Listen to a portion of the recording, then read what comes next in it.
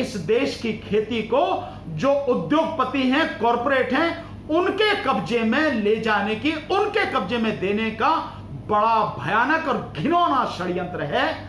और इससे पूरा किसान तबाह हो जाएगा। जो 11.5 करोड़ किसान इस देश में हैं और उनसे जुड़े हुए जो मजदूर हैं, वो पूरी तरह से बर्बाद हो जाएंगे।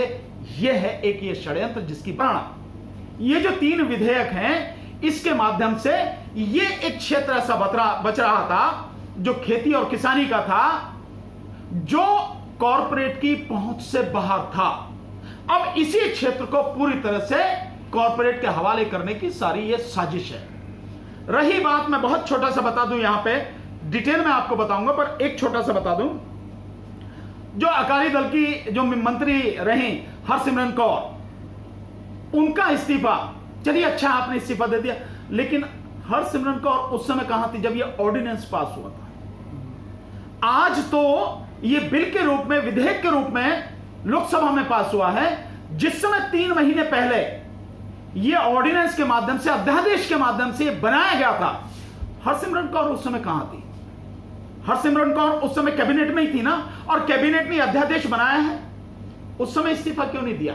लेकिन अब पता लग रहा है क्योंकि पूरे देश का किसान इसके विरोध में है, क्योंकि किसान समझ गए हैं और किसान संगठन समझ गए हैं। किसान संगठन जबरदस्त तरीके से विरोध कर रहे हैं। उन्होंने किसानों को बताया है कि इसमें कितना बड़ा षड्यंत्र है इन तीनों विधेयकों में और तीनों अध्यादेशों में, इसलिए वो सारी चीज है। तो जो आरएसएस का है वो एक ढोंग है, वो एक केवल मतलब लोगों को मूर्ख बनाने का वो है कि नहीं भाई हम आपके विरोध में, बाकी इनका जो है। और दूसरी बात, हमने हरसिमरत कौर का जो इस्तीफा है, आने वाले समय में 2022 में चुनाव होगा वहां पे पंजाब में, ये उसकी भूमिका बनाई जा रही है कि भाई हम तो किसानों के साथ में हैं। किसानों के साथ में अगर आप ईमानदारी से होते तो तभी आप करते, आपने तभी तो किया नहीं, तभी तो आप उनके साथ में बैठे थे और इस तरह से जो है वो ये अध्यादेश बना और अब बिल की शक्ल में आ रहा है। दूसरी बात, ये जो तीनों विधेयक हैं आप इनको थोड़ा सा समझिए। इसमें जो 3 विधेयक हैं, नाम बड़े बड़े खूबसूरत, बड़े अलग तरीके से दिए गए मूर्ख बनाने के लिए, क्योंकि बीजेपी और विशेषकर मोदी सरकार लोगों को मूर्ख बनाने में नंबर 1 है, माहिर है। झूठ बोलने में नंबर 1, गुमराह करने में नंबर 1, लोगों की पीठ में छुरा भोंकने में नंबर 1, धोखा देने में नंबर 1 और ये नौटंकी करने में नंबर 1। इसमें जो एक विधेयक है वो है आवश्यक वस्तु अधिनियम, यानी इसेंशियल कमोडिटीज एक्ट। इस एक्ट के तहत हुआ क्या है? इस एक्ट के तहत अनाज, दालें, चावल, आलू, प्याज, ये जो बहुत जरूरी चीजें हैं, इन पे रोक लगाई गई थी कि एक सीमा से अधिक इसका भंडारण नहीं किया जा सकता। एक सीमा है, लिमिट है। सरकार ने यह लिमिट खत्म कर दी। अब इसका नतीजा क्या होगा? वो क्यों लगाया गया था? उसका कारण यह था कि हमेशा से ऐसा देखा गया है कि जो व्यापारी हैं उनके पास पैसा होता है और वो माल खरीद के, अनाज खरीद के, चावल खरीद के, धान खरीद के, दालें खरीद के गोदामों में डंप कर लेते हैं और फिर उसकी किल्लत पैदा करके बहुत बड़ी कीमत में उसको बाहर निकालकर बेचते हैं, बहुत मुनाफा कमाते हैं। तो अपने देश के साथ में, अपने देश की जनता के साथ में वो व्यापारी गद्दारी करता है। वो व्यापारी इस तरह से स्टॉक ना कर सके, भंडारण ना कर सके, इसलिए उस पर रोक लगाई गई थी।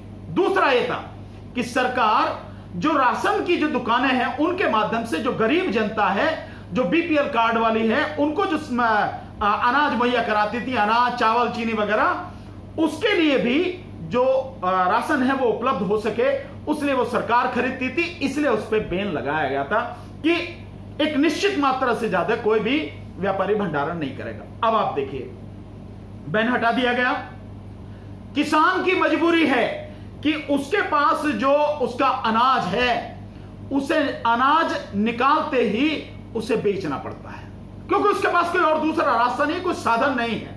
उसकी सारी रोजी रोटी, उसकी जो मतलब बच्चों की शादी ब्याह है या बच्चों की पढ़ाई है, जो भी कुछ है वो उसी पर निर्भर है। उसे बेचेगा, पैसा आएगा तो उसको वो, उसका जो परिवार का जीवन है वो आगे चलेगा। अब स्थिति क्या है? तो जब वो किसान रोक नहीं पाएगा, सरकार ने अपने आप को कर दिया छूट, मतलब वो पूरे बंदिश जो थी वो हटा दी, तो अब व्यापारी अधिक से अधिक इसको स्टॉक करेंगे। नतीजा ये होगा कि सरकार को राशन के लिए जितना चाहिए, वो सरकार की मंशा भी यही है कि उसे कोई राशन वाशन नहीं देना, इसीलिए एमएसपी वगैरह सबको खत्म करेगी वो। तो सरकार के जो राशन के लिए चाहिए जरूरी वो नहीं होगा, और व्यापारी जिनके पास अंधाधुन पैसा है और इनके जो उद्योगपति मित्र हैं, जो इनके कॉर्पोरेट हैं, वो उसको खरीद लेंगे और डंप कर लेंगे, और फिर पूरे देश की जनता को महंगे दामों में वही अनाज जिसे बहुत सस्ते में वो खरीदेंगे, उसी अनाज को बेचेंगे। अनाज है, दाल है, चावल है, आलू है, प्याज, ये सारी जो आपको दिख रहा है। आप एक उदाहरण इससे देख लीजिए कि जो लहसुन है, जिस समय लहसुन पैदा होता है और राजस्थान में सबसे ज्यादा होता है, 35-36 रुपए किलो बड़ी मुश्किल से सरकार खरीदती है, वो भी थोड़ा सा। और व्यापारी हैं वो तो किसी हालत में खरीदते हैं, वो तो मुश्किल से 8, 10 या 12, 14 रुपए किलो खरीदते हैं। और लहसुन मैंने देखा है, आप जाके देखिए, 300 रुपए किलो से कम नहीं मिलता, 400 रुपए किलो तक लहसुन बिकता है। वही प्याज जो बड़ी मुश्किल से 5 या 6 रुपए में खरीदे जाता है, वही प्याज 50 रुपए तक, 60 रुपए तक, 80 रुपए तक वो प्याज पहुंच जाता है। क्यों पहुंच जाता है? क्योंकि व्यापारी स्टॉक कर लेते हैं और फिर बेचते हैं किसानों से जो कौड़ियों के दाम में। तो एक तो ये कानून है इसेंशियल कमोडिटीज एक्ट, इससे ये बड़ा नुकसान होगा कि महंगाई बढ़ेगी और सब कुछ व्यापारियों के हाथ में चला जाएगा। दूसरा कानून है मंडी समितियां जो है इनको बर्बाद करने का। अब सरकार ने कर दिया कि जिसके पास पैन कार्ड है वो व्यक्ति जाके कितना ही भी जो अनाज है वो खरीद सकता है। अब इसका नतीजा क्या होगा कि जो मंडी समिति में किसान जाता था और वहां पे मंडी समिति में एमएसपी की कोशिश होती थी कि सरकार जो एमएसपी उसने लिखा है मिनिमम सपोर्ट प्राइस, उस पे वो उसको जो है माल उसका बिक जाए। हालांकि हालत इस समय यह है कि उस पर कभी बिक नहीं पा रहा है, वो अब उससे कम में जो है खरीदते हैं व्यापारी। फिर भी अब यहां क्या होगा, जो झांसा दिया जा रहा है किसान को कि मंडी समिति में 5-6% टैक्स लगता है तो किसान उस टैक्स से बच जाएगा, सरकार को नुकसान होगा लेकिन कोई दिक्कत नहीं, पर किसानों को तो फायदा हो जाएगा।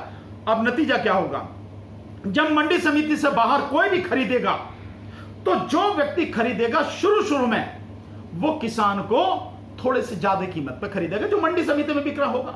मंडी में जो भाव होगा उससे थोड़ी ज्यादा कीमत पे होगा, 10 रुपए, 50 रुपए, 20 रुपए, 100 रुपए, लेकिन वो वहां से खरीदेगा। नतीजा क्या होगा, किसान सोचेगा एक तो यहां ज्यादा मिल रहा है, दूसरा है टैक्स भी नहीं देना पड़ रहा, तो भाई यहां की बजाय यहां चले जाओ, और वहां से मंडी से हटके अब वो वहां आ जाएगा। 1, 2, 3, ज्यादा 4 साल ये चलेगा कि इसी तरह से खरीदा जाएगा। इतने में मंडियां पूरी तरह से तबाह हो जाएंगी, बर्बाद हो जाएंगी। मंडियां बर्बाद हो जाएंगी तो फिर कोई कंपटीटर तो रहा नहीं भाई। कोई अगर मंडी है तो मंडी वाले खरीद ले, जब मंडी पूरी तरह से तबाह हो गई तो फिर तो वही है ना जो बाहर खरीद रहा है आपसे, और वो जिस रेट पे तब खरीद रहा था अब कोई खरीदने वाला नहीं है तो वो नहीं खरीदता उस रेट पे जिस पे आप कह रहे हैं, और ना एमएसपी पे खरीदने को वो बाध्य है, तो वो जिस मन पे आएगा उस पर खरीदेगा। आखिर में होगा क्या, किसान को मजबूरी में जिस रेट में भी वो लेगा उस रेट में अपना जो सामान बेचना पड़ेगा। नतीजा किसान पे मार, और वो होंगे कौन, वो बड़े बड़े उद्योगपति होंगे।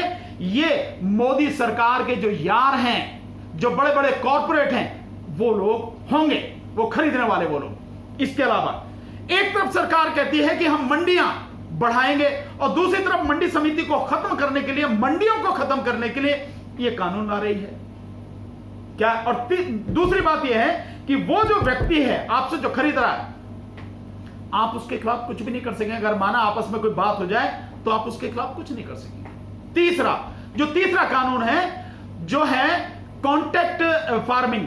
ये कॉन्ट्रैक्ट फार्मिंग सीधे शब्दों में अगर कहा जाए तो किसान को अपनी ही जमीन पर मजदूर और गुलाम बनाने की पूरी साजिश, और यही वो चीज है जिसके माध्यम से कॉर्पोरेट किसानों की जमीन को हड़पने के लिए आगे आएगा, और सरकार ने वो सारे रास्ते खोल दिए। होगा क्या कि जमीन किसान की, जो कॉर्पोरेट है वो कहेगा मैं पैसा लगाऊंगा और जैसा मैं कहूंगा वो सामान आपको उपजाना पड़ेगा, तो किसान अपनी जमीन पे पैसा उसका लग रहा, उसके कहने से जो चीज कहेगा वो। अब मानिए कि कल वो फसल जो पैदा हो गई और किसी वजह से उसमें नुकसान हो गया, या उस क्वालिटी की नहीं हो जिस क्वालिटी की वो कह रहा, और जिस दाम में तय हुआ है उस दाम में वो कहते मैं तो नहीं खरीदता, ना तो इस दाम में खरीदता, और कहते कि मैं बिल्कुल ही नहीं खरीदता, तब आप क्या करेंगे? तो उसमें प्रोविजन ये किया गया है कि फिर जाके आप एसडीएम के यहां जाके उसकी शिकायत करो, और एसडीएम करेगा, एसडीएम जो है उसमें बिठा के आपका फैसला कराएगा। अब आप ये पूछिए, जो एसडीएम हैं वो एसडीएम आज की तारीख में काम कुछ नहीं कर रहे ढंग से, उनकी वजह से किसानों की जो है ऐसी तैसी हुई पड़ी है, उनकी वजह से किसान जो है इतना कष्ट में है, दुख में है, कितने ही जो पट्टों के और कितने ही जो जमीनों के मुकदमे चल रहे हैं, वो किसानों के जो चकबंदी के मुकदमे जो कितने ही इस तरह के वो सारे चल रहे हैं। क्या करेगा एसडीएम? तो इससे किसान को कुछ नहीं मिलने वाला है, और होगा ये कि धीरे धीरे धीरे धीरे किसान की जमीन वो कॉर्पोरेट के हाथ में चली जाएगी, उद्योगपति के हाथ में चली। इस देश की खेती को जो उद्योगपति हैं, कॉर्पोरेट हैं, उनके कब्जे में ले जाने की, उनके कब्जे में देने का बड़ा भयानक और घिनौना षड्यंत्र है, और इससे पूरा किसान तबाह हो जाएगा। जो 11.5 करोड़ किसान इस देश में हैं और उनसे जुड़े हुए जो मजदूर हैं वो पूरी तरह से बर्बाद हो जाएंगे। यह है एक ये षड्यंत्र जिसकी बात हो